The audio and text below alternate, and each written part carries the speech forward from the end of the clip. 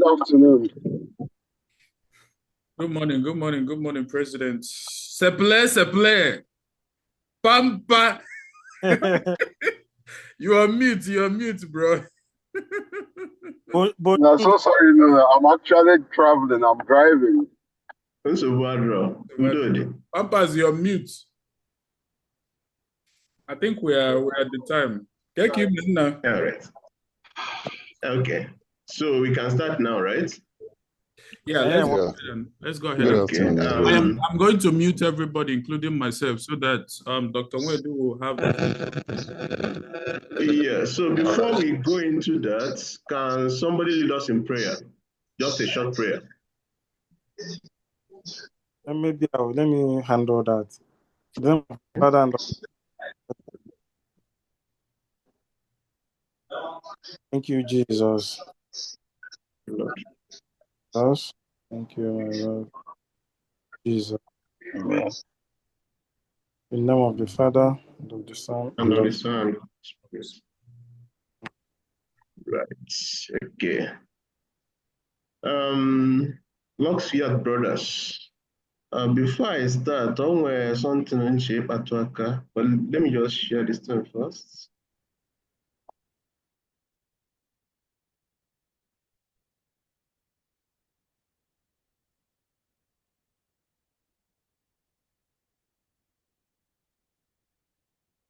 Okay.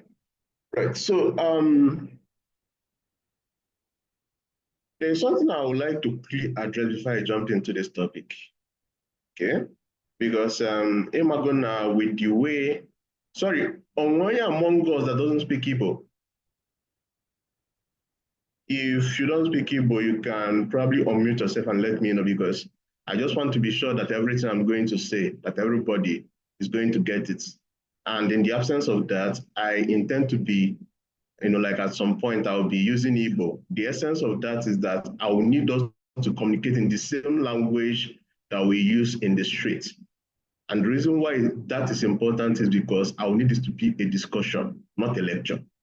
You get, because just like here a matter of Okafo no agwo Okoye. Okafo the healthy, Okoye the healthy. Okay? So, and based on the fact that this program, it may get that once in a while we have a topic. Okay? It's understandable if someone sees it and be like, okay, one of these meetings. Because whatever you do, this is not one of those meetings. What I'm saying is very, very important. And I'm not saying it because not myself. Now, let me just use this topic for example. For some of us, yes, we must have had hepatitis at some point. But then most of us don't understand how serious this disease can be. And I'll give you an example. I've been practicing for about 5 years now. And believe you me, the worst case I've ever handled in my life is a hepatitis case. One case. But till date, whenever I remember it, I still shiver because of the that day. Now, I don't know if any health worker among us, I'm going to be saying some things that I believe that you're going to understand. But then for any other person that is not a health worker, all I need you to do is just to listen. I'll explain why this is bad. So I once managed the patient. At the admission, the patient was managed for what we call, don't stress yourself about the name, but then what we call the diagnosis is chronic hepatitis. Okay? So now, the problem with that is that this person has complications, only 3 major complications. This person was having hypotension. This person was having hypoalbuminemia. And this person was also having what we call pulmonary edema. Don't stress yourself about the names. I will tell you why this is bad. You've been in, among what many of us are not going to hospital where somebody is about to die. You're going to see doctors running up and down trying to help the person. That case is the first case where the treatment for it is for you to do nothing. Because anything you're going to do is going to be wrong. And this is why. You see, for you to treat hypotension, you're going to give IV fluid. IV fluid is going to worsen pulmonary edema. So it's like ịgbara mmiri nye onye na-drown. That's just how it is. You get. Now, ọkwa na-esi ka ị were medication wey treat the pulmonary edema. That means you're going to lower the BP of somebody whose BP is already low. So any sort of is going to kill the person faster. You don't understand the trauma of a doctor watching a patient die without doing anything. So basically, you're just going to stand there and watch the person die. That's the first time I did that. And initially, I was thinking maybe I was doing something wrong, so I had to consult my senior colleagues. All of them were just comforting me. Now, what if I get me? Just take heart. I was watching my patient gasping for breath. It was very traumatizing. Until date, I still remember that case. Now, going back to what actually caused it, is it not because of one sex? Is it not because of one drink? It's like little things can lead to something so dramatic, but even your best friend cannot help you. And at some point, I'm going to explain the aspect of this disease. At some point, we can wish no HIV instead. It's not a common knowledge, but then as we go down, I'm going to explain that part. But then let's just get into the topic. Hope everybody's still with me. Yes. Yeah, okay, perfect. Yeah. Thank you for that. Right, so when we talk about hepatitis, because of course I understand that some terminologies can easily be mixed up, especially in a place where malaria, everything is being called malaria. Okay, so normally hepatitis is simply an inflammation of the liver tissues. Okay, so this is of course everybody got a DMJ, so this is still the liver. Okay, so normally what happens is that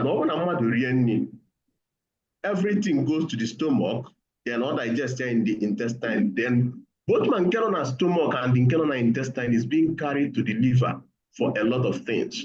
So liver is one of the organs that does a lot of work. So if anything violates the function of the liver, it's going to affect different aspects.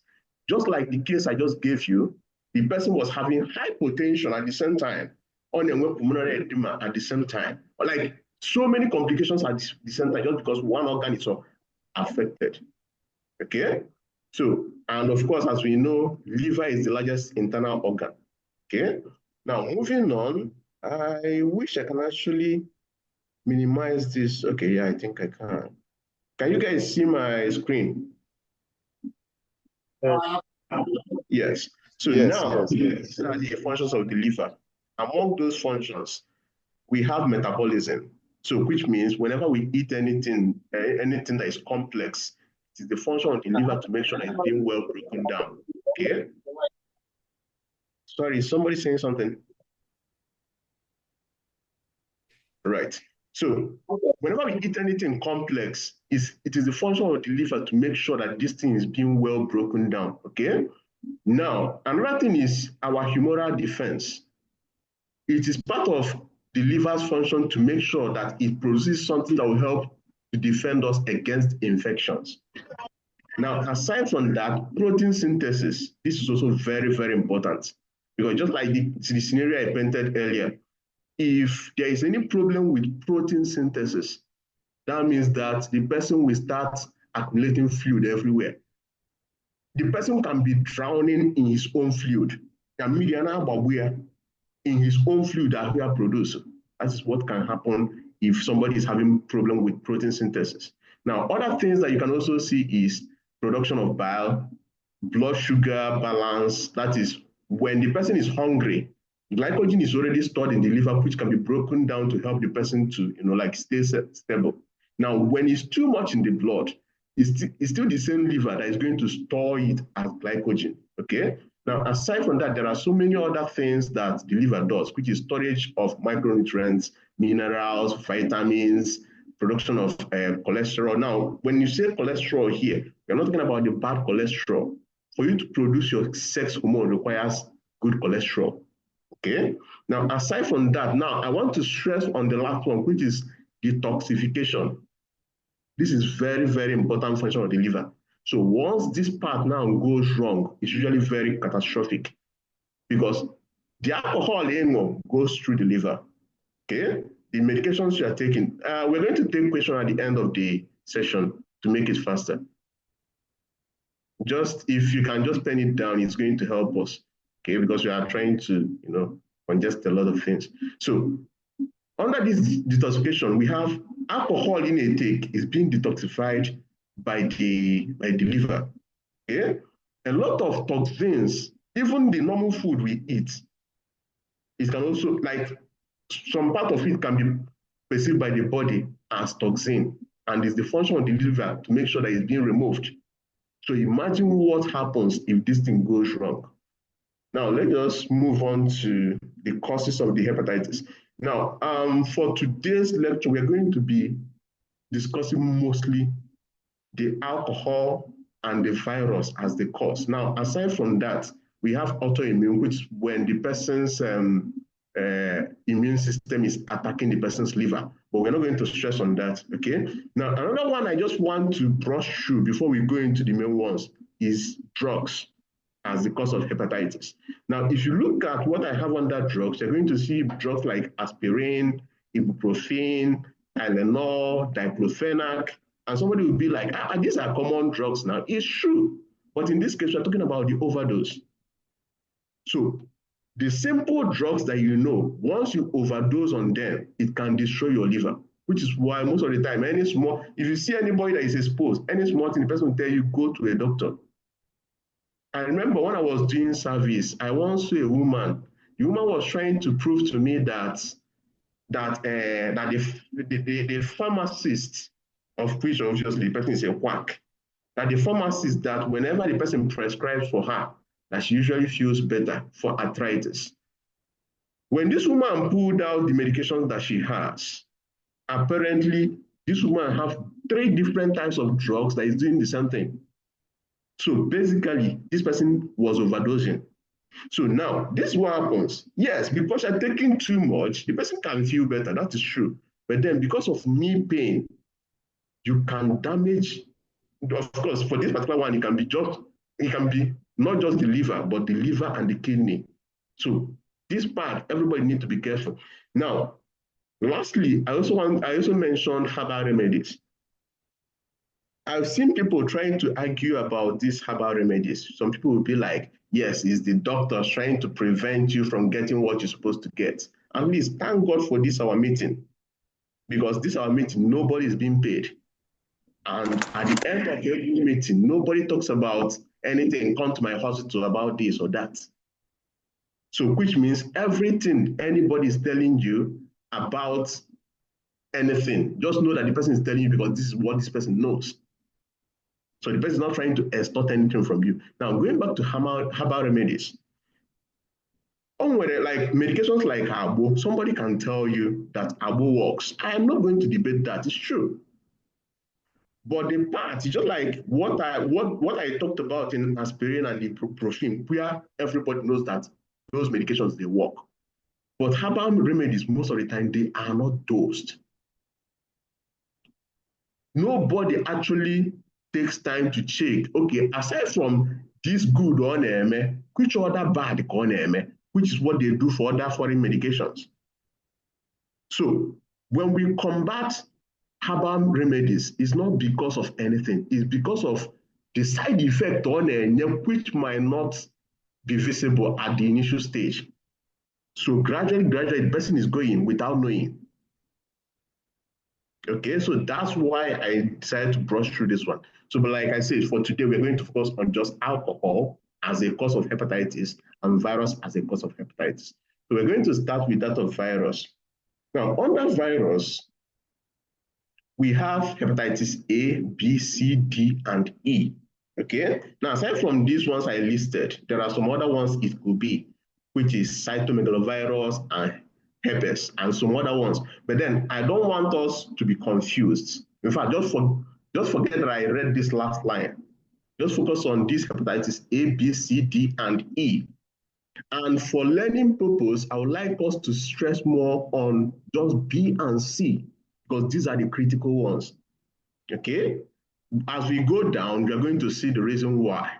Okay? Now, let's just start with A, even though, like I said, let's just focus on B and C. But then when we get to B and C is where I need you to pick virtually every word. Because like I said, it's just one simple mistake and it might be the end of the person. Okay? But then, of course, it's not our portion. Now, starting with hepatitis A, the mode of transmission, like how somebody can get this is through fecal oral. What it means is that if somebody that is infected, if the person's feces touches maybe vegetable area or fruits or anything, then the person might end up getting infected. And trust me, this mode of transmission is actually pretty common. Okay, but then hepatitis A is not something I need you to be worried about much. So the source of infection, like we said, is contamination with the stool. Then the severity. The reason why I'm saying that you shouldn't be so much worried about it is that it's really very acute. Like it's going to happen fast, but it's going to resolve fast, and you're not going to feel much about it. Is there a vaccine for this? Yes, there is a vaccine, but the truth is you actually don't need the vaccine. Unless maybe in a waste disposal, like all these ANSEPA, there are so many environmental agencies where you might be having contact with physics and stuff. Yes, these are the category of people that might be benefiting from the vaccine. Otherwise, you don't need it. Okay. Now moving on to okay, like of course there are some other people that might benefit from it. The prisoners, people living in places where hepatitis A is quite endemic, which Nigeria is not one of those places anyway, so you shouldn't be worried about this. So we move to hepatitis B. The mode of transmission of this one is parenteral. When we say parenteral, it means that it's not through the mouth, it's through every. Sorry, what's going on? Can you guys still hear me? Yeah, just go ahead. Somebody unmuted themselves. All right. Right. So when we talk about the mode of transmission of this particular one, when we say parenteral, it simply means that this is not ingested by mouth. It can be through any other means, such as maybe needle prick, having sex, blood transfusion, and tattoos. Okay?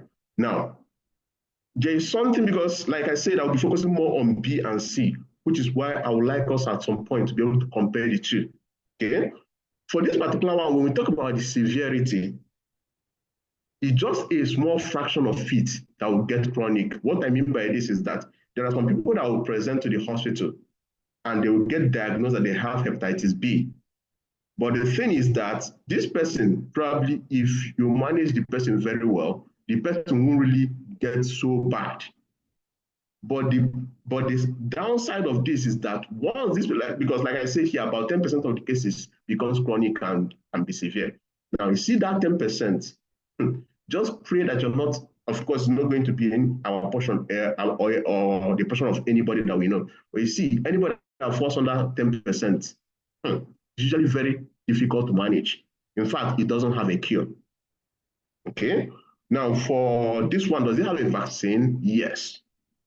And it is mandatory for anybody that is a health worker. And also, it is part of the vaccination plan for newborns. Okay, so to prevent people getting this in future, we try to make sure that they are well vaccinated, especially people that are in the front line. But then, you see, for this particular one, I will still recommend it for anybody. Like when I say anybody at all. Okay, now we're going to compare it to what we're going to see in hepatitis C. Okay, if you look at hepatitis B, I mentioned mode of transmission is parenteral, which means it can be in the body fluid and it can also be in the blood. When I say body fluid, we're talking about maybe semen or things like that, okay? Hepatitis C is not like that. It's only in the blood. So anything that would require this transmission means that it's either the person was transfused, needle prick, or sexual practice that requires maybe for any reason, the person has injury during sex. And another way is mother-to-child transmission. Just anything that requires exposure to blood. That's how this hepatitis C can be transmitted from one person to another. Now, Remember, the time we talked about hepatitis B, we said it's only 10% that can move to chronic and become severe. For hepatitis C, about 80% of the cases will become chronic and become severe. And hepatitis C does not have a vaccine. But the good news is this. In hepatitis C, about 95% of the cases can be cured. That is not the case for hepatitis B. For hepatitis B, once you have it, just like HIV, if you have it for the rest of your life. It cannot be cured. So these are some of the few comparisons. So as we go down, we still reflect more on some of the features. Now, hepatitis D, this one, I see it as a useless hepatitis. This is because it cannot exist on its own. For this one to exist, the person must have hepatitis B. Like nobody can tell you, okay, that the person was admitted in the hospital because the person has hepatitis D virus alone. It's not possible. So what it does is that for somebody that has hepatitis B, the person can now get hepatitis D and it's going to make the hepatitis B worse. So that's just the only role that it plays. So you also don't need to stress much about this one. You get. Then moving on to the last one, which is hepatitis E. Again, remember, after we talked about hepatitis A, the mode of transmission was enteral, which is fecal-oral. The next three we talked about were parenteral, which is any other way aside from fecal-oral. Now, for this particular one, which is hepatitis E, is also through the mouth and through contaminated food and water. Okay. Yes, for this particular one, we also have vaccine for it, but then it's not everywhere. I think the only place that they have it at the moment is just China. You get, and trust me, you actually don't need it. So when we talk about vaccine that you need, I would say just hepatitis B.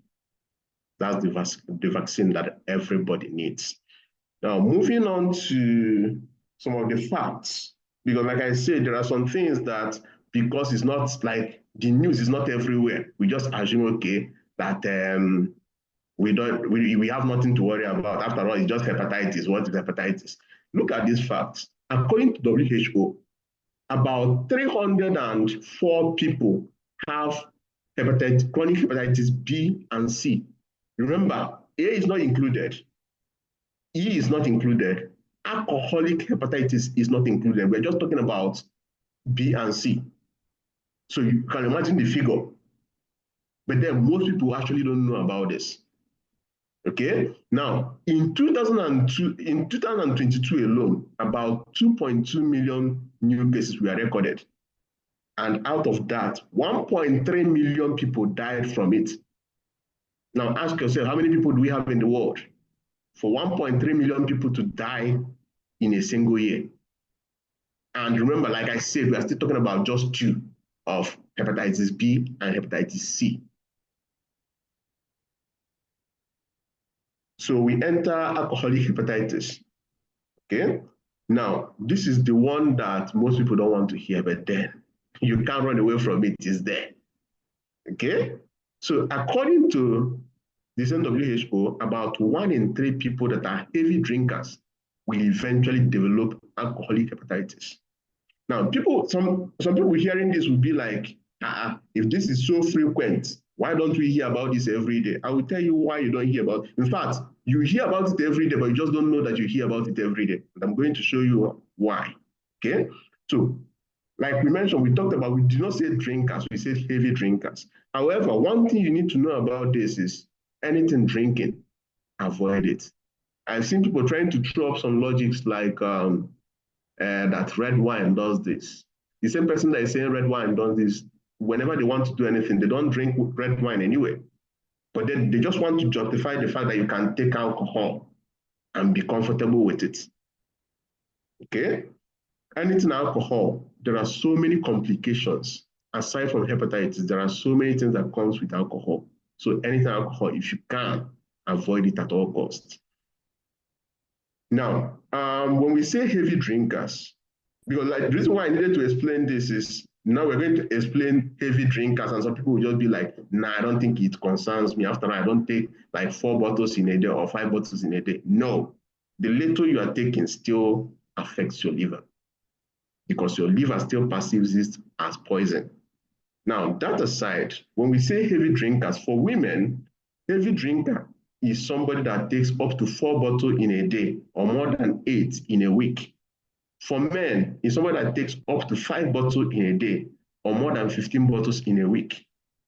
Now, there's something interesting about this kind of hepatitis. See, if the person can only choose to stop alcohol today, like say, okay, I'm done with alcohol, there's a way the liver tries to treat itself. So, which means the liver can actually try to start recovering without even taking any medication. Okay? Now, but this is another interesting fact you need to know. For people that chose not to stop, once the person has alcoholic hepatitis, in 70% of the cases, it progresses to cirrhosis. I'm going to explain to you what I mean by cirrhosis, and trust me, there's nothing funny about cirrhosis. Now, this is generally how the liver changes over time, especially maybe if the liver is infected or maybe the person drinks alcohol. Let's just use alcohol, for example. The first one here, the number 1 is how a healthy liver is supposed to look like.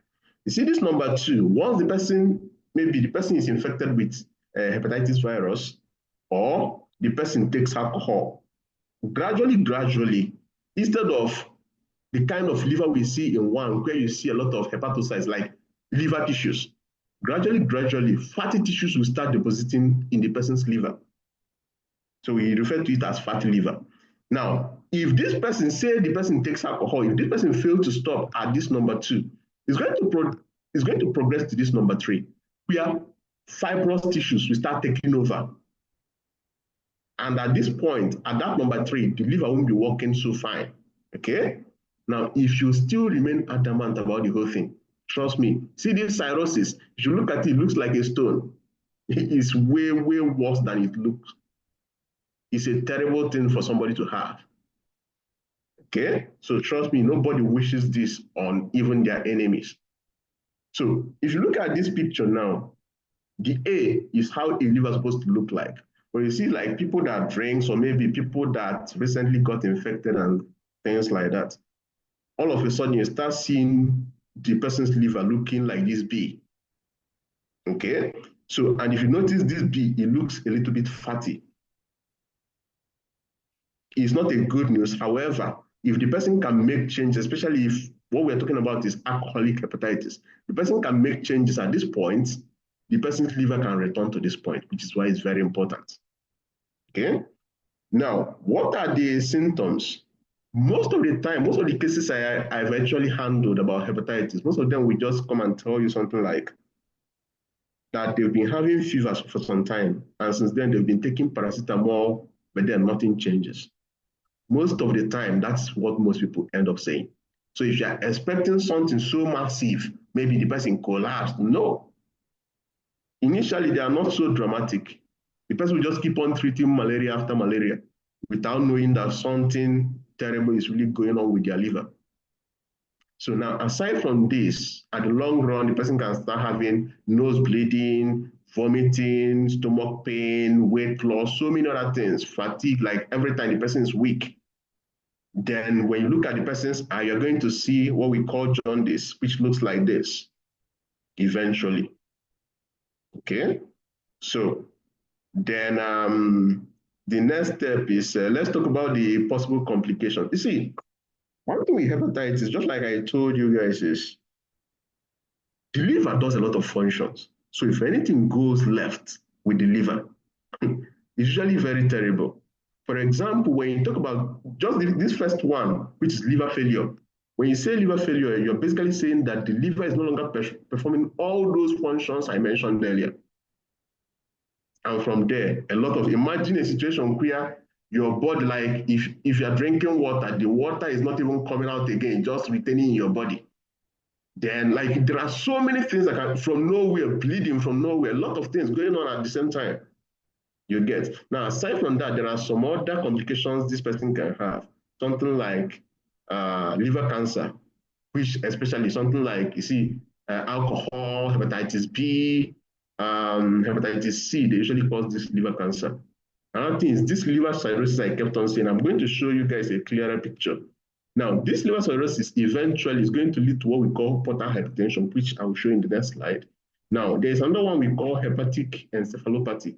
What this one means is for somebody that is suffering from this, all of a sudden, maybe the person, if the person is your father, all of a sudden the person won't be able to remember your name again. Or maybe you're asking the person, what is today's day? The person is talking about, okay, is today, like today is Sunday, you're asking the person, what is today? The person is telling you Tuesday. Then gradually, the person might start saying something that like something you can't even understand. Then before you know it, the person will go into coma. From there, the person is gone. You get, so trust me, all these things are really not good news at all. Now, I mentioned this cirrhosis severally. This is what cirrhosis looks like. On top is here. This is what a healthy liver should look like. If you look at this one, it's like a stone. Now, the consequences of this, because understand that for the liver to function, the blood vessels need to transport everything, like most of the ingredients from what you ate, into the liver. But because the liver that is supposed to be soft is now looking like a stone, it means that the blood vessels cannot transport things. And as a result, what you're going to see is the person's belly is going to look like this. If you look at this, you're going to see a lot of veins everywhere. Now, some of the people that have, maybe relatives that have something like this, you know, is something like, poison, I don't know whether anybody have heard any of this in there. And sometimes when you bring this person inside, you are here being treated for hepatitis. And ask the person, do you understand what I mean? The person will say yes. Until the person steps out, maybe you hear the person answering call, Madana Jackalife doctor. I say, I'm not calling a doctor now, na since you poison. Like, over that this person just want to call it poison. So I'm here to tell you that most of the things you call poison is hepatitis. You keep on hearing something like, poison from there, I'm sure most of us must have heard this. So it's not like something new. Poison, no. Most of it is hepatitis. You get, so when you look at this thing, some people are asking after getting poison, those ones are psychological. Because when you look at this thing, but the reason why it's like this is because the liver is like a stone and the blood and now passes pass. And because of that, now you have all this, like because of the pressure that is being exerted on the blood vessels. You get, so that is what happens. So now look at this one. One of the ones we call poison. If one has look at this picture. I'm sure none have go something like this before. It's not for most of the time, it's hepatitis. And the reason why it's like this, if you remember, the time we were talking about the function of the liver, we mentioned that it helps in protein synthesis. And if protein, because one of the functions of only one protein is albumin. So if that albumin is not sufficient, what it means is that the urine, that is supposed to leave your body in form of urine, it won't to remain in your body, and it's going to be just like this one. From them, and that's how they will label it poison. You get, but it's not poison anyway. Now, for people that want to know what is really going on, do I have hepatitis? How do I go about it? This is my professional recommendation. If you can afford it, and for me, I would recommend if you can do it. You can go for screening for hepatitis B and C. Remember, there are so many other ones, but don't waste your money on those ones. Just do B and C, okay? Now, aside from that, there is something we call liver function test. What liver function test does is that it helps to tell you whether your liver is working fine or not. Now, the reason why this one is important is that what is going on in the liver might not be connected to hepatitis B or C or even alcohol. But liver function test is going to tell you whether your liver is working fine or not. Because we might be talking about, at this point, when we're talking about maybe the alcohol that the person drank at some point, you get. So obviously, I'm going to just do hepatitis B and C. It won't cover it. So if the person wants to do it, you can go ahead and do hepatitis B and C alongside with liver function test. Now, another one again, remember the time we were talking about the changes in our liver after body infected or after you got a lot of alcohol. We talk about how the thing can start accumulating fat or even at some point start accumulating a lot of fibrous tissues.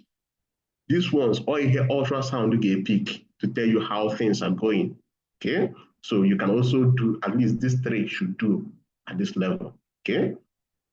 Now, how do we prevent all these things? This one, if anybody can agree with me on with any benefit that comes with alcohol, any other thing the downside is always worse than the good side you get. I remember after I had a fracture, I was admitted in one of the hospitals. Okay, do you smoke? Do you drink? Good news aspect. Don't worry, you're going to be fine. I broke my leg fully. But do you smoke? Do you drink? My ex-patient, very soon you are going to be out of here. And eventually that was what happened. My leg healed very well. I know what they feel because I know how we usually feel. More than I'll be heavy drink and all the smoke alcohol. We know that no bad news you get. So that aside, if you can avoid alcohol intake, do your best to do that. Then sex. I'm not going because I put on me a preacher. I'm not going to tell you not to have sex, but if you must, make sure that it's protected. And even if you need to go married, try to stick to your partner. A jiro or something say 8 to 1. Okay, it's not something you should be proud of. You get also the too much. Sometimes it's just one mistake in Madomere that can ruin the person's life. You get. Then another, if you remember, we talked about two hepatitis that we have vaccines for, which is hepatitis A and hepatitis B. Okay, and I recommended that you don't need to take A because it's not endemic in our region. So you can go ahead and take B, unless maybe in somebody that comes in contact with physics and stuff. So you can just go ahead and take A. Otherwise, I'll just say at least take B. You get. And to prevent contacting A and hepatitis B, you can just make sure that maybe if you want to eat any vegetable, wash it. If you want to eat fruits, wash. Okay. Now, remember from the beginning, I mentioned something. No one this disease, and somehow they wish that they have HIV instead. I don't know. Do anybody remember that? You can just unmute and just. I don't know whether anybody remembers it.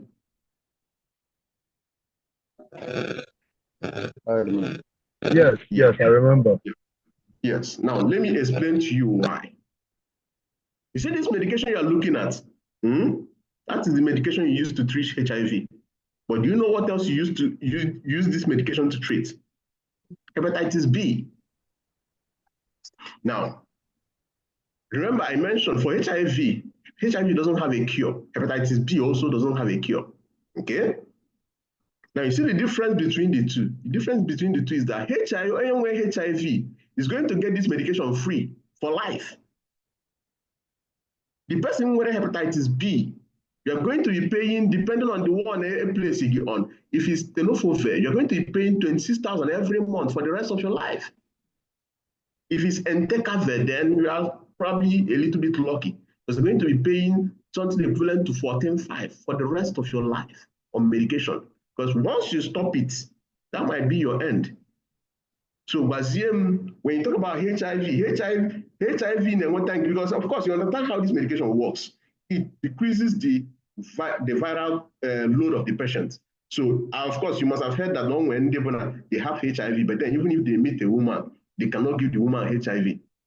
Because this medication is going to decrease it. That is not going to be even affecting the person now. The person with HIV can still live out their life without having much issues in their life. Now, because it's free for them, they will live their life, their normal life. Meanwhile, the person that is paying 26,000, if at any point this person cannot afford it, that will be the end of him. You get? So to avoid putting ourselves in difficult positions, how do we prevent this? Make sure that before you meet anybody that is not your wife, at least, make sure that you're fully protected.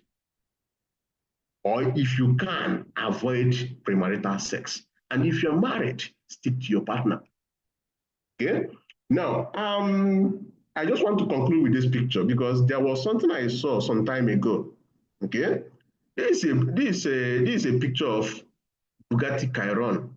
Okay, one of the best cars I've ever seen. Okay? If this car were to be yours, because of course, the reason why I decided to give this illustration is I saw some people post some things. Understand, I'm not here to criticize anybody. We're entitled to our own opinions, and trust me, I'm one of the people that respect people's opinion. Even after this, if anybody chooses to be drinking, if you have any complications, still contact me. Because Oku brothers, Bono no Kana, and Yilo. And when anything go wrong, still contact me. I will do my best. But then just remember the story before we started. There is a stage, even also good I want to help, I won't be able to help you. So back to this story. I'm not going with this motto. And you have that mentality of, how do I put it? That, now, let's just say, it's someone that, oh, you boy, but somebody I will go give. Now, motor I can't know where a particular oil on you use for you to keep on functioning. Will you go ahead and put groundnut oil inside this car? Just because now, motor no matter whether my motor can go the best and they can thrive on anything. I don't think anybody would like to do that. And the reason why I'm explaining that is I've seen people saying something like, you don't want to risk with the best thing in life. If we win and I'm not every other person win and I talk. Maybe you're not now because now we are still hustling. But at some point, our children are going to be accomplished. Our children are going to be everywhere. Even the small hustler in the now is going to start paying. You don't want to live at that point. The point is you live is the point, even by then. Yeah, you may check everything. You've ticked out everything in your bucket list. And you're now saying, God, you can now take me. That is the prayer. The prayer brought another first salary. Or what I go, as hospital bill. That's not our prayer. So with that, I just want to say a very big thank you for all of you for listening to me. Thank you very much. Wow. Dr. Nwedu, thank you. This is both inspirational and it's just amazing. I'm actually going to listen to it over again. But before we open the floor, so if you have any question, just go ahead and raise up your hand. I am going to see the queue. Just raise up your hand so that we have some organization. I'm going to give the president a chance to speak. But yeah, let's ask some question. I think there are a lot of information that was dished out today that would require some more clarification and understanding. Just raise up your hand, or if you don't know how to raise up your hand, just unmute yourself and talk. President, over to you. Okay, Dr. Wendy, thank you so much. I appreciate this lecture so much. Just like I said earlier, I'm actually on transit and I'm driving, but I paid attention and I listened to everything Doctor said, more particularly about the alcohol impact and everything. So I just want to say thank you to Dr. Wade, thank you to Mr. John, and also thank you to everybody that listened. So let me leave everybody that wants to ask questions so that Dr. Wade will conclude with everybody. Thank you so much, Mr. John. Thank you so much. So I've not seen any hand raised. Does anybody have any question? Just go ahead and mute yourself and ask the question.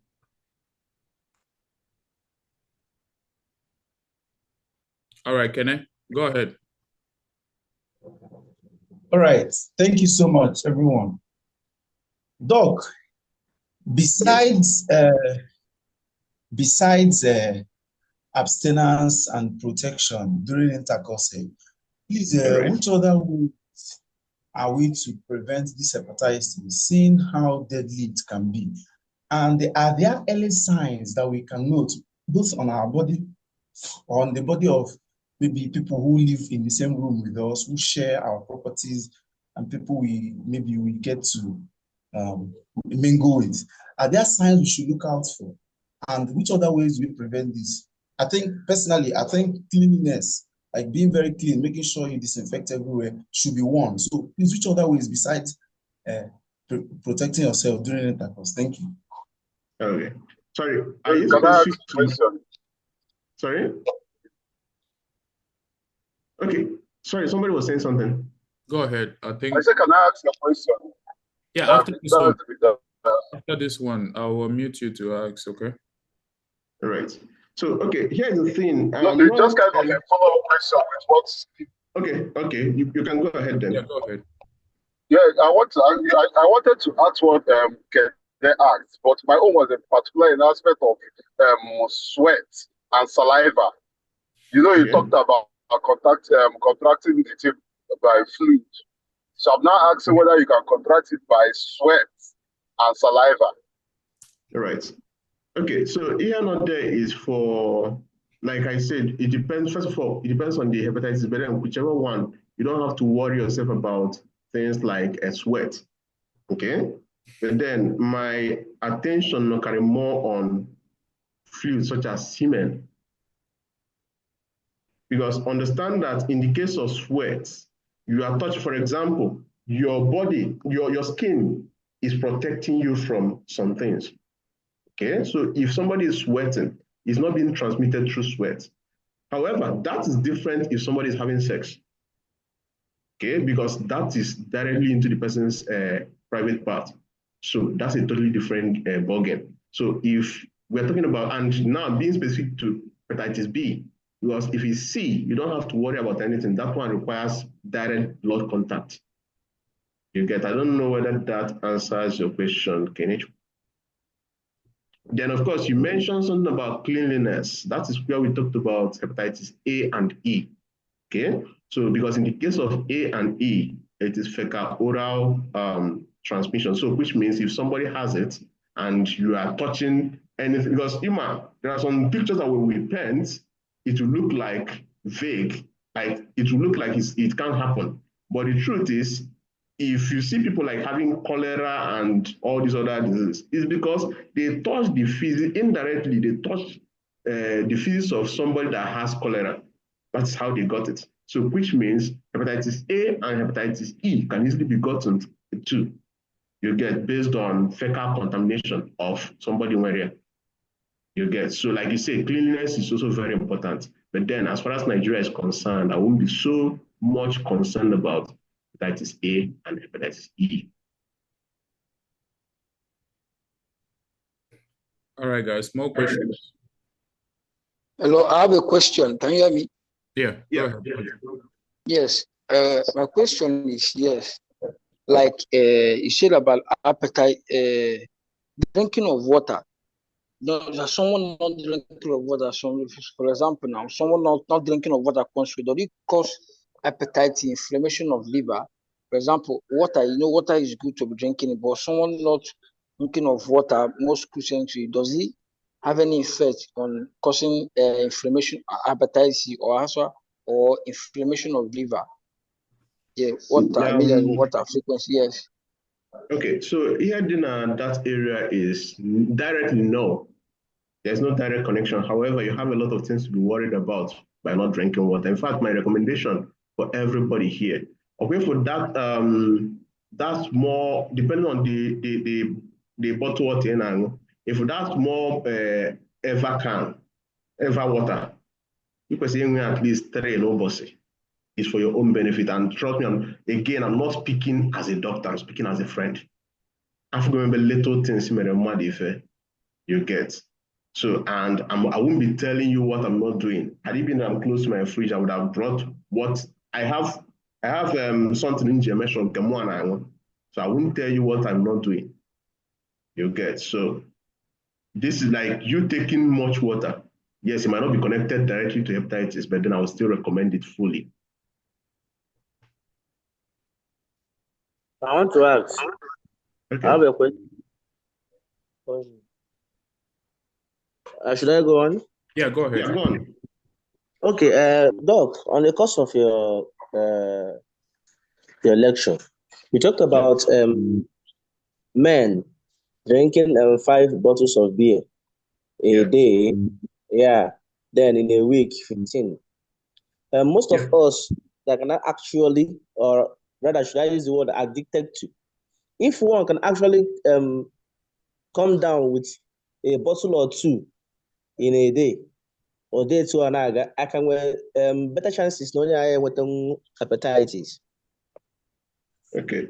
Never because you're supposed to understand that it's still the same liver that is processing that 2 bottles.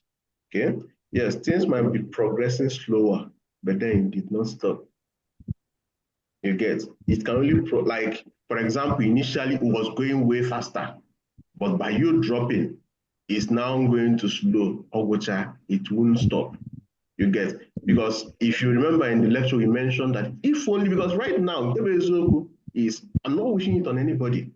Let's just go ahead and go and do ultrasound. You'll be surprised. Of course, might have fatty liver. I'm not wishing it on anybody, but then it's more common than you think because of the way people drink.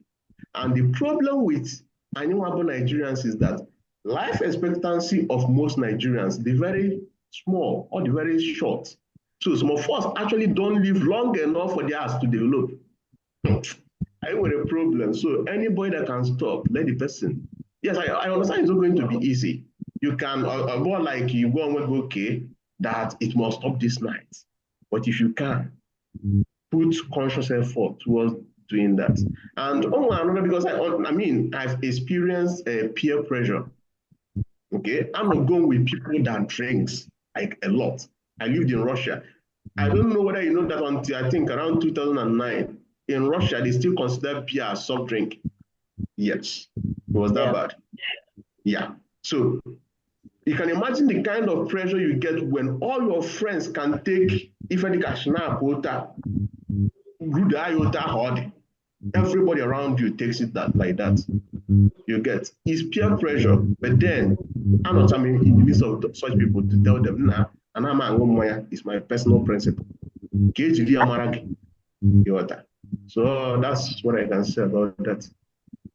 Thank you very much. No, can you hear me? Yeah. Like throw good more light on portal hypertension. Portal hypertension. Okay, it's like this. Here's what happens. The time we talked about cirrhosis, we talked about liver, only if, of course, you have liver in order, maybe liver, ishi, or something like that. If you touch it, it's very smooth. Okay? Now imagine something that used to be that smooth, all of a sudden, this is if for me, normally, we say our blood vessel now pass chania, and among those blood vessels now passing here is what we call the portal vein. Okay, so open that liver adizia pokuta on a fiaro or pass through that liver. So and because of that, pressure they are built up at that portal vein. You get, so which is why Israel for that thing like a snake. Now for that is because na part of that portal vein. On where ọzọ ọbara na-aba, so ọbara just imagine stacking everywhere from. And ọ bụrụ na ọkata ote a, o nwere nke a na-akpọ, of course, I don't know whether we remember anatomy, the esophagus. The blood vessel dị na esophagus, ọ bụrụ na ọ dilate ote a, at a point is going to burst. Onye bụ na ịfụ onye a from nowhere ọgbọ ọbara na-enye ya poison. So that is what portal hypertension does. Which means all the very different from normal hypertension, I mean. It's totally different. It's very, very different. The other hypertension, the one is another. In fact, the other hypertension has nothing much to do with ear basal liver, so it shouldn't be. Normal hypertension, or like, of course, there's nothing like normal hypertension. Where just kind of high BP, it's not related to this one, so you shouldn't be worried about this one. Thank you. Yeah, no worries. You have more questions. Go ahead. Yes, thank you. I wanted to ask Doc, I heard when he mentioned something about immunization. Yeah. You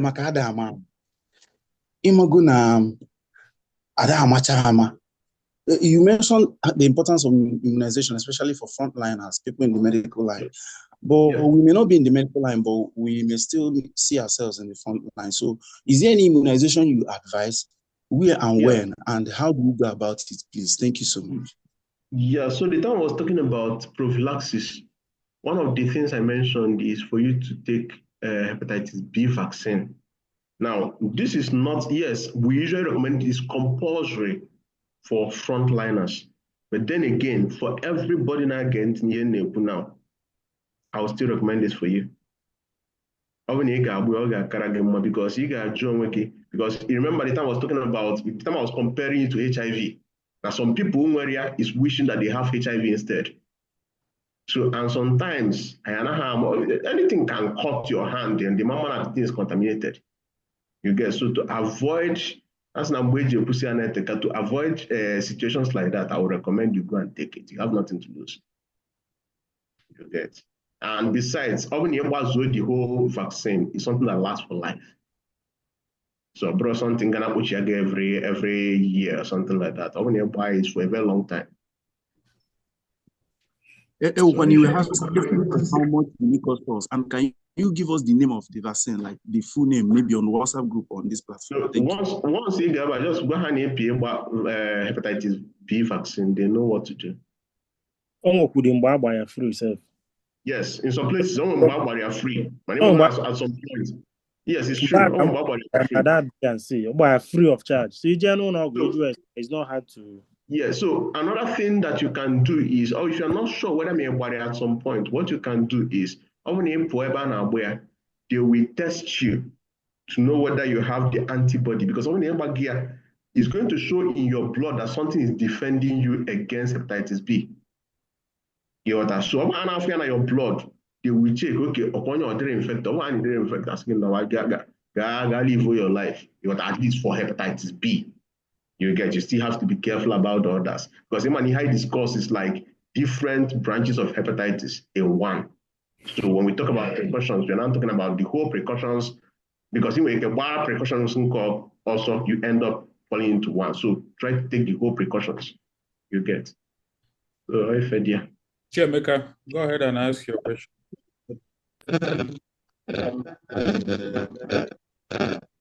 Causes of that hepatitis, the autoimmune, how is that a cause to it? Right. Only times where stress too much about autoimmune. I will still explain to you anyway. If it's autoimmune, there is nothing much you can do about it. That's why I didn't want you to stress. And besides, this autoimmune, once you treat the underlying cause, it will take care of the hepatitis you get. So basically, what autoimmune means is just like asthma among us is an autoimmune disease.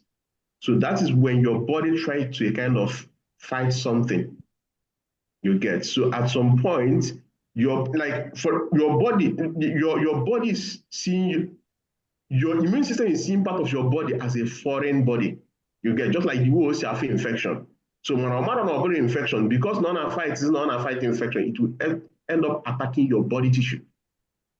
But then you shouldn't be worried about that, because if that is the case, it will be detected. And once the autoimmune is being taken care of, the hepatitis will start resolving by itself. What are some of the food that is very beneficial for the liver that you can recommend we take? Okay, so the thing is, when it comes to something the truth is, pertaining this particular disease, about something you say you prevent by eating something so special. You get, but then there are some things that contains, when we hear cod liver oil, it's very beneficial to the liver. Okay. Then of course the vegetable. But then basically most of the things in Neku is, because if you remember the time we're talking about liver, the liver itself produces a lot of things such as vitamins. So when you take some of the things person serve as kind of supplements, you help the liver to do its work more efficiently. So if you got things like things that will support vitamins will eventually help the liver itself. I don't know whether that makes any sense. Thank you. Chiamaka. Okay, good afternoon, everyone. I'm actually enjoying this conversation. So I have a question. I saw Okay. that at the diagram for the changes in the liver. So Okay. my question is, what if you get to that fibrosis stage? Is there something that can be done to stop it to getting to that cirrhosis level? Okay. If it gets to what level, sorry? The Because fibrosis. fibrosis, at the point of fibrosis is what we now start referring to it as cirrhosis. Because, okay, first of all, I think, because the time I talked about, I gave it 1, 2, 3, 4. So at some point, the third one is the one I said is accumulation of fibrous tissue.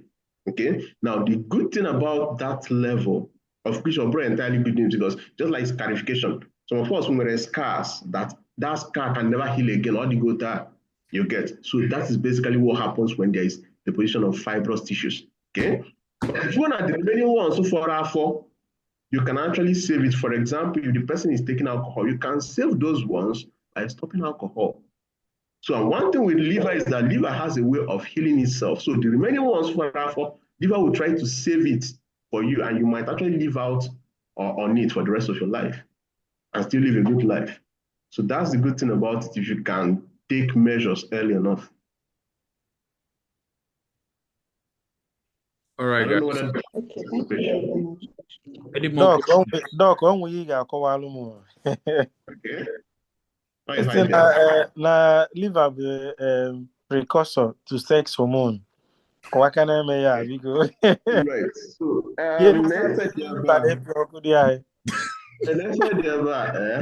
living a night is like it's like a very big factory where a lot of things are being produced. Okay. So, have you heard of testosterone? Yes. Yeah. So there are so many. I'm not saying that testosterone in particular is being produced there, but then there are so many hormones, when like it needs the liver for it to kickstart in the first place. Okay. You get so, and it requires cholesterol to now produce all the sex hormones. You get so that is how it works. Okay. Onwe eme nji wee jụọ gị ajụjụ a, though na ịma most people adịghị aghọta ya. Most of you na-ekwu na enwena m some things related to that. But mana before na this one na one of those chronic alcohol drugs. But over a period of time, mgbe ulcer. Ọ dịka ya sị na early but I've come 2 years now. I'm not even of alcohol. No, take it. I'm not really healthy.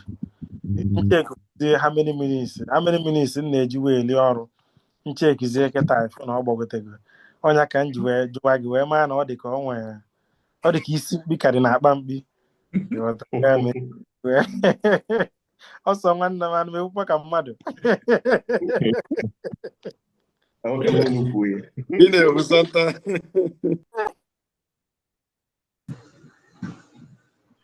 right. Yeah, go ahead, Chidibem. Okay. I joined the home bidon just few minutes count for the status and your work. So the question nwere ejobo and for so many people ka imago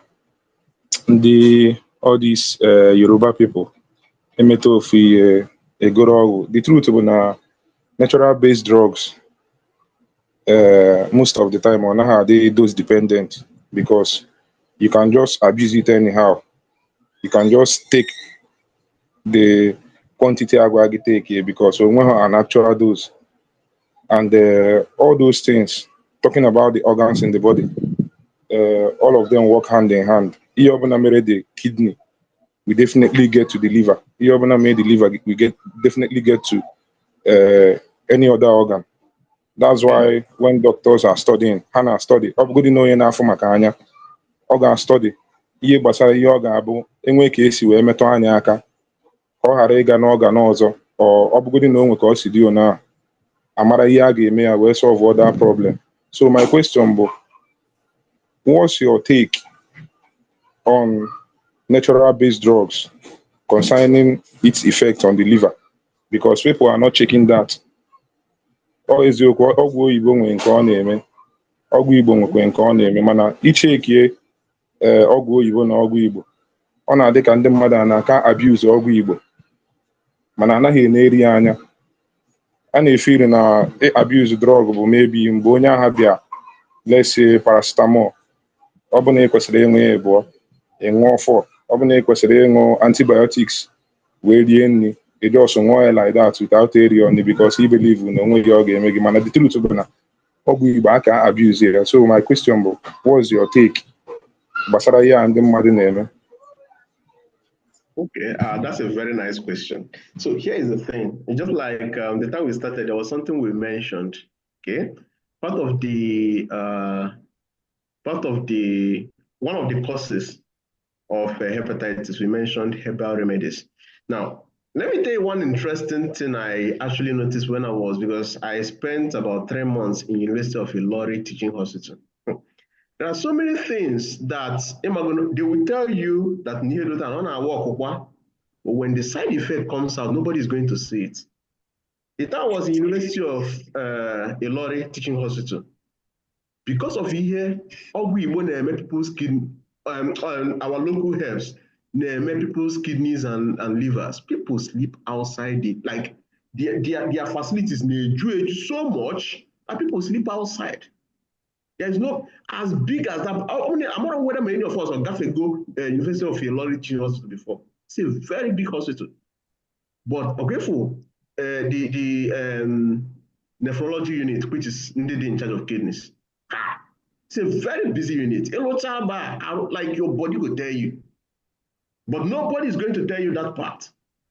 You get? Now, some people will tell you that if you go to a particular Yoruba part, I mean, I know that this is not the specific question, I just see the opportunity, I just decided to point it. You go to a particular Yoruba part, they will tell you that that because of all we in the Yoruba now, that's a false. This is why. Excuse me. In some part of Yoruba land, only because of genetic predisposition, they are prone to give. In fact, I don't know why this is internationally recognized. They are prone to give birth to twins, and it's not just not in Nigeria but everywhere. So it is genetic. It's not because of the herbal remedies you get. Now, the problem, getting to your question now, the problem with herbal remedies is this. It is not those most of the time. If you go in now and you're asking the person, I want to take 5. Trust me, I guarantee you, they won't tell you not to take 5. They will let you take 5. That is because they just want to sell. So the consequences of that medication, nobody knows. Like I said, some people will drink agbo and tell you that they lasted longer in bed. Some others will drink agbo and tell you that the malaria that they've been having, that is gone. But then, later in life, they will come back to tell you, okay, I have liver and it has nothing to do with the agbo, which is not the picture. It was the agbo that now took time to now get to that point. So trust me, it is, like a lot of people believe that, okay, that's the way forward, but then that is not true. In all the things I know, agbo and everything, our life expectancy in Nigeria is still about 51. Here in Australia, the last time I checked, it was around 80 something. For people now that hear this thing, I want to more one today because of the factors around us, because of what we buy and because of the kind of the way we live our life. The estimation of how long is 51 years in Nigeria. With all we buy, with our prayers and everything, it's 51 years. Now, in some places like Australia, Japan, is 80 something. So you can see the difference. So Ogwibo is not helping us. He has not been helping us. But then when people hold opinion to to get them to debunk it on our share. Again, so that is, I believe that answers your question. Yes, is exactly ihe m chọrọ ịnụ because most people, enwere somebody mma mụ na ama m the person ọfụma, ọ ga-aṅụ now the next minute ọ ṅụkwa anụ ọzọ ọ na-osi ete gị ị ga-eche ma ihe ahụ ọ na-aṅụ anaghị enu inu and echi niile kwa o bidokwa one ahụ o si wee ṅụkwa the previous day continue go the same process na-eche ekizi ihe niile onye anụmanụ na-aṅụ ihe ọya niile ọ na-achọ ka ọ gwọọ o chefuo na ọ na-aga ekponitekwe ndị ọzọ because mgbe ahụ ọ ga-ekponitesi ya inwe ike na-afụ the person asị na arụ dochara onye anụmanụ mana ịma na o nwere nsogbu na liver ma na kidney mgbe ahụ efuzi okwu onye ahụ ọfụọ ma edima na ndị otu ya eburu bata. So thank you very much for your answer. That's a good segue. That's a good segue because enwe product obi kubana na ndoti ya otoku bitters and all those alcoholic this thing. Dr. Nwedu, what do you have to say to all those they are called enhancers, right? So obviously they are supposed to, but I have a problem with somebody who an entrepreneur, they are selling all these things to people and people are marrying hand. So what is Odogu bitters? You know, how does it have any benefit? Should we be taking it? Okay, so in addition, John, Dr. Wade also point out why NAFDAC is approving those drinks. Okay, so this is the thing. You know that cigarette is still being sold all over the world, right? Even in the developed world, cigarettes, despite knowing that this is a disaster to the world. Cigarette is still being sold everywhere in the world. It's still the same principle. Here's the thing. In Nigeria, for example, all you need to prove is that, okay, for example, as it stands, on what I ask you, okay, that this is what this thing is doing wrong. And besides, they will just present it and tell you, okay, that this is they will list out the content of what is in their drink. Okay, so and individually, these things, on what anything you gave pinpoint to it. Now, the difference between us and white people, you know, at some point, cocaine is being used for treatment. Cocaine, the one you know, is being used for treatment. But the difference between us now, Oyibo, okay, this thing is being used, get effect on among people. You get. So, on a side effect here very much, they will withdraw it. In Nigeria, we don't have much people looking into all these things. And because we don't have much people looking into it, and like I said, I'm not going to debunk the fact not only help people to enhance their performance. It's true. But that was the kind of illustration that I gave with paracetamol. Oh, if you take 2 tablets, or waste your better time to solve. But if you take like 10 tablets, or post it automatically, but then your liver. So something like that is what is going on. Nobody is actually monitoring Ogwibo very well. The people that actually tracked it, okay, we've been able to relate this to this. Just like the way people can say we've been able to compare cancer to cigarettes, but even at this, it is still being sold. You get, so that is still in the market does not mean that it's good. Sometimes the powers for us seems to be less than the powers for us seems to be less than the powers against us. So equal one, equal too many, you end up not being able to do anything. And sometimes when you now bring it up, if you want to take them to court, they are working at this an edible something. And if you cannot maybe directly link it to that particular pathology, they can say, okay, that you were a case. So that is why it's still in the market. So the people that are selling it, they don't even take it. Yeah. Aside from the residents. So we have room for 2 more questions, but I want people to start joining the game. So I know that we have like guests here. Please mute yourself if you're not talking. so that we don't hear background. So I know that we have guests here that are not DOBA 09 set related. So this game is just for DOBA 09 set related for now. I think, moving forward, just like we are inviting guests in our network to come to these sessions, we will talk with the president to see if this giveaway, if others can participate in it. But for now, it's just for DOBA 09 set. So our guests, Ndebiano, you are free to watch the game.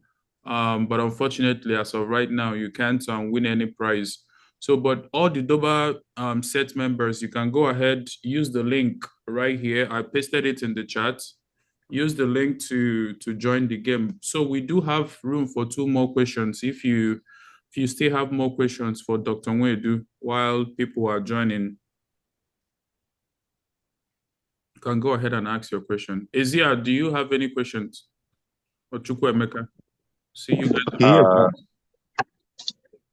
I have a question, Mr. John. Okay, after Ezia then. Okay. Okay. My question, when he was teaching symptoms of liver disease, he mentioned about bleeding from the nose, vomiting of blood. So, or does he mean that every bleeding from the nose and the vomiting of blood will a sign of liver disease? No, not at all. So it's like this. In fact, okay, let me answer one, then I will now make this comment. You see, there are so many things. In fact, it's actually one of the least common cause of bleeding from the nose. So it's not like bleeding from the nose, you get so concerned. No, you get. So I'm just saying one of the things you can see in it. Okay.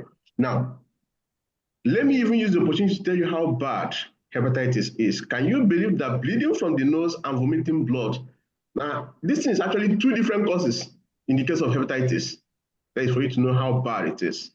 Bleeding from the nose is because because we talked about proteins that is being produced in the liver. One of them is what we call fibrinogen, and it helps in coagulation of blood. Bleeding from the nose, because the liver has a narrow, that fibrinogen is not being well produced, which leads to the bleeding from the nose. Now, vomiting blood is all the same thing the other guy told me about, which is when there is portal hypertension. So it means that because now the pressure is building up in the vessels, the vessels can rupture and the person can start vomiting blood. So it's different things. Still the same disease, but then 2 different causes. Okay. Okay, thank you. Thank you for your answer. No worries. Yeah, go ahead. Oh, okay. So mine is maybe a question and also some sort of like a comment to the topic. First of all, I want to say thank you to you, Dr. Nwedu, and thank you, John, for always insisting that we get better as a union. Thank you very much. My thought is, like, there was this issue that happened while I was working at a hospital back home in Nigeria. Okay. So there's patients that came, and the patient had like a reddish reaction on her skin, something very reddish. Like, she was a fair woman, and she had this reddish reaction, and she wanted to see a dermatologist. So that was the reason she came. She wanted to see a dermatologist, that she had some skin reactions, blah, blah, blah. And apparently, our standard at the hospitals at the time that you must do like a comprehensive check before we do anything for you. Before we even send you to see a dermatologist, you have to do some sort of comprehensive check.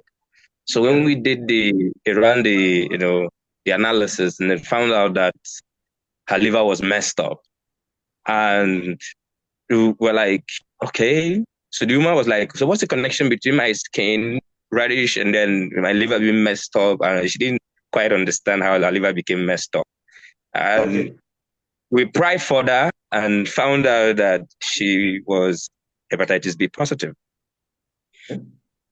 Yeah, so, and that's I'm like, so it made a lot of, like, the way you explain it, it made more sense, really, to me. So I don't know if you have any comments on that. I wanted to say. Okay. Right. So it's like this. Like I keep on telling you, see, liver is one organ you don't want to joke with because once it goes left, a lot of things goes left. Okay, for example, we talked about the same fibrinogen. Okay, so the time did you guys do blanching tests to know whether it's hemorrhagic rash? I don't know whether you got that information. No, I don't think I got that information. So, because the reason why it's important is that this person can have two different rashes. So, if it's what we call hemorrhagic rash, it can still be related to that fibrinogen deficiency. So, because what it means is that this person, like the vessels cannot hold blood. So, which means the person can have small, what we call petechia rash. Okay, so the person will just have small bleeding. Then some people will just see it as reddish rash. You get why it's what we call petechia. Yeah. So now that is what this person can see. And one of the things I appreciated in what you just said is that comprehensive test. It's very important. I've seen a lot of people, they'll just go to the hospital and when they tell them, something like, do this test, they will be like, I just have skin rash. Why are you telling me to check liver? No, it's not like that. There's a reason why you're being told to do a lot of things because sometimes you don't know where what is coming. So whenever you go to the hospital, that's also a lesson. Whenever you go to the hospital, keep an open mind, allow the doctor to do their job. Because where they are looking is not where you are looking. Yeah. So I mean, And Doc, honestly, that information and coupled with what he said today, that information helped me to really understand something because earlier this year, when I went back to base, I usually try to check myself to be sure everything is okay and all that. So I went, but then one of the reasons that took me to the place was I had some like sort of a reaction on my skin, so like a rash on my skin. So when the doctor wrote all the tests, first thing all there was liver.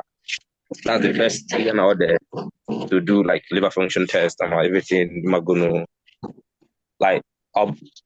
It's more like everything that has to do with the my organs was checked practically just because of a very tiny distant rash I saw that was itchy on my skin.